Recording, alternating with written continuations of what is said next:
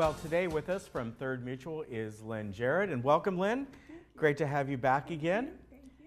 And today we're talking about a couple main topics, is the ongoing discussion of water conservation, but first we're going to talk about landscape. Yes. Okay. Well, I'm going to first of all tell you that we recently got two new board members, Annie McClary and Risa Karimi, and we're very happy to have them on board. But the problem is when we got Risa, we got him from VMS. So now That's right. We're looking for a replacement for Risa. So that means that we have put a plea out for applicants, and the deadline is April the 15th. Okay. And we just changed that deadline today because we weren't getting any applicants. So we've got to get people to notice this. Because we're going to vote them in, well, I'm sorry, April the 5th is the deadline, and we're going to vote them in on April the 12th. Okay, so very we're good. Looking for some good applicants. So if you want to apply, you can call Whitney at 949-268-2295. And another thing we recently did, we voted Bunny Carpenter in as our second vice president because James Tung resigned for health reasons. And I know you missed James coming in here because he always had a good session with you, and he loved to talk about his work with the board. That's right. So we miss him too. Anyway, landscape, we've got a lot going on there. I was in a meeting this past week with the top management and our VP, Steve Parsons, and we went over the 2019 landscape budget. Whew, it's pretty big, but it's never big enough. Yeah. We discussed all the items that will be foremost at the top of the list, and we talk about big ticket items like slope modification and maintenance, lawn and shrub maintenance, as well as trees. We have about 30,000 trees, so it's huge. A lot. It costs a great deal to keep our landscaping beautiful, and we all want that. We have to maintain the trees and the shrubs, maintain the lawns, manage pest control, and much more. That's why there's a lot to landscaping. About the slopes, there's an annual cutting back and removing vegetation. There are fire rules to keep the slopes clean. Yeah. You can imagine. And in one particular area, towards the end of the year, a big slope was cleared off. But we're going to hydroseed that. Hydroseed will be planted there just the beginning of April, and it will grow very quickly and keep the soil from eroding. The hydroseed really does a good job. I've seen it over there off Bahia Blanca in a couple spots, and it grows fast, and it doesn't need any care, which is nice because a lot of the slopes, as you know, need a lot of care. Anyway, landscape manager Weeman discussed what they're doing with soil aerating this year. It's never been done here in Third Mutual, and on the grounds of the lawns, and the aerating will really. We'll see big improvements with the grass. Yeah, it does. Yeah, of course they always do that in golf courses, but yeah. We're going to remove the thatch and aerate it, and it's really better for the soils. Yeah. And if you do that at home, you'll know what I'm talking about. Right. Because I used to have a house and we did that. It made a big difference. Yeah, it does. Several residents came to our landscape meeting last week, and they wanted to, further discuss their tree trimming or tree removal requests. But we always like to see the residents come to our landscape meetings because it really does give them a conduit to ask us questions. Because a lot of times they don't put requests in because they don't really know how. Right. So we help them along with that.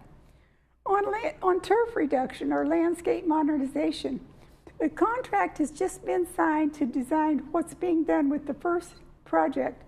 The design for this project will provide a template for more acres of turf reduction to be done.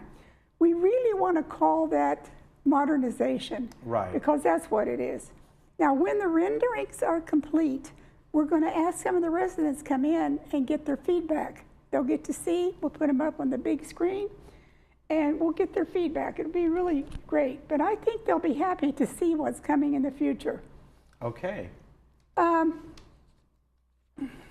Also, a big time is the community will benefit as well with the water savings overall. And the rebates from El Toro Water District will apply up to 50,000 square feet per year. So we've already applied for the rebates.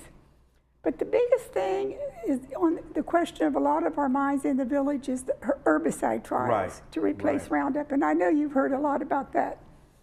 The herbicide trials, as you can see there in the video, there's this plot over there on Bahia Blanca. Okay. And it's out of the way from people. It's not any place where people walk by or take their dogs. And there's only one area that they could get in, but we've got it fenced off. And you can see those different plots, and what they've done is put different types of alternative herbicides in there to try to see what will work the best. Some of them, they found out, only kill the top grass. They don't go down to the root. Okay. So as you can imagine, that's real important. That wouldn't work very well. No. So that's what they're doing. They've got them all cordoned off here and fenced off. It's really, really nice way to do these trials. So like I said, we got the fence up there so we can keep the looky-loos out, because the people are really anxious to see what they're doing, but it's not really anything you can see by going to look at it. Anyway, each one of those areas is about 200 square foot that they're working with. Different applications. I think they're working with 6 different alternatives. Okay. So that way they can determine what will eventually, hopefully, and in about 60 days, they ought to come up with a solution, and then we can take that to the mutuals, because, they're all helping to pay for the testing. Okay. But when it comes to the mutuals, or the 2 mutuals and GRF will have to decide after these trials are over which way they want to go to replace Roundup. So it's good. All right.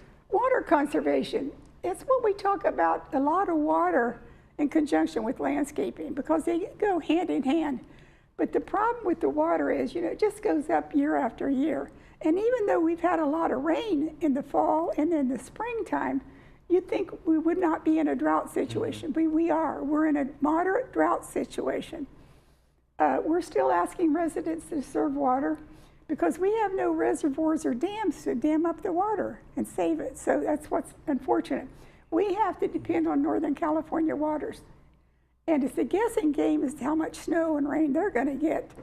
So you can imagine that. But water costs are going to be increasing every year, because one of the big reasons is our Southern California wastewater infrastructure. Mm-hmm. They have to use a lot of water to push that waste out to the oceans. Right. And it's really a lot of water, and all the sewer lines need to be replaced to make all this happen in the near future, and that's really going to be very costly. And what's it going to do? It's going to drive up costs to the customer. So that's one of the things that the infrastructure has got to be fixed. Okay, a few of us attended the El Toro Water Board meeting a few weeks ago, and it was very informative. Then also this past week, they came to our offices and showed us a PowerPoint presentation. And if you watch the 3rd board meeting on March the 19th, next week, they're going to have this presentation to show on TV, so it's going to be really nice, because that way our residents can see it and see what we're talking about. So we have applied and been approved for a survey to be done by MVD. They're going to check out our system pressure, our controllers, our conditions of size, irrigation schedules, all kinds of issues, poor drainage and all.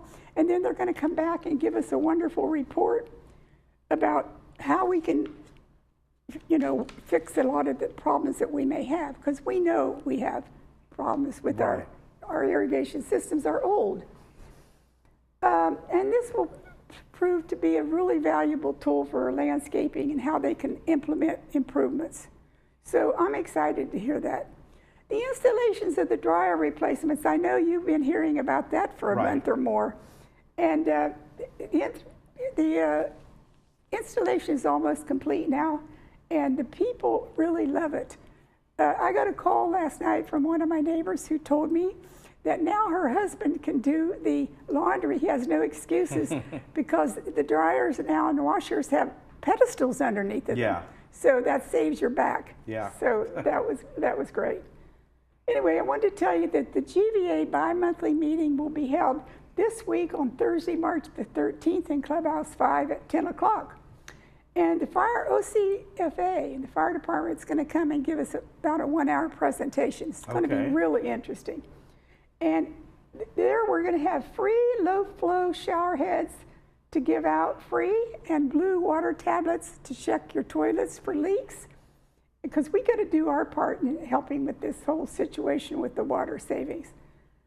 Anyway, I want to thank you for having me on. And great to have you here as well. And I want to remind everybody to come to the third board meeting on the 19th in the boardroom. Right, and again, if you want to be on the VMS board representing third, you've got until April 5th, right? Yes, that's right. That's right. All right, very good. We're going to choose our candidate on the best candidate on the 12th. Okay, very good. Thank Lynn, you, Ken. thank you. Thank you very much. You take care, and we'll be right back. Okay.